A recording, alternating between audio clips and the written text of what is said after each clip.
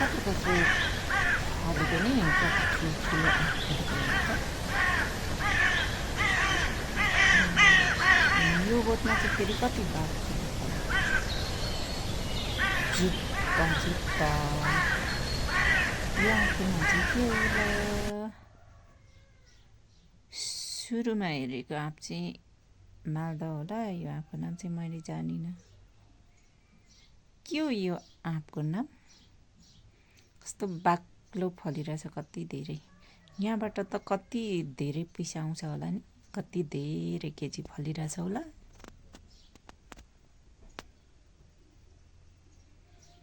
कस्तो राम्रो।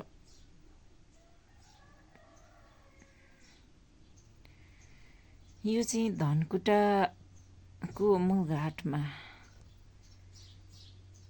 रहेको आँप बगानै मूलघाटपुर देखिँदैछ। ऊ त्यहाँनिर तमरको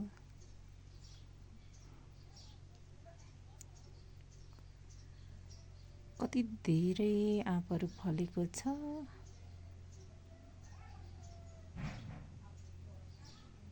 औषधि नलगाएको बोटमै पाकेको आँप खाने मन हुँदा चाहिँ यहाँ बगैँचामा आउन सकिन्छ।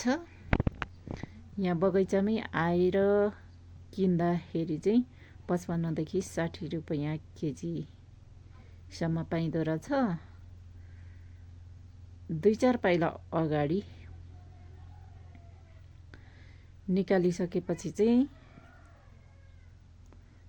100 देखि 120 रुपैयाँ केजीसम्म बेचिरहेको मैले चाहिँ पाएँ।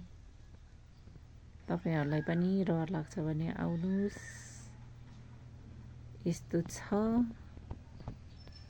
बगैँचामै बोटमै पाकेको आँप पनि खान पाइन्छ।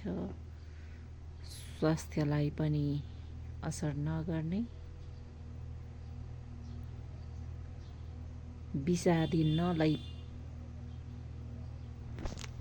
पाकेको आँप, बोटमै पाकेको आँप खाँदाखेरि स्वास्थ्यलाई असर गर्दैन नि त हैन।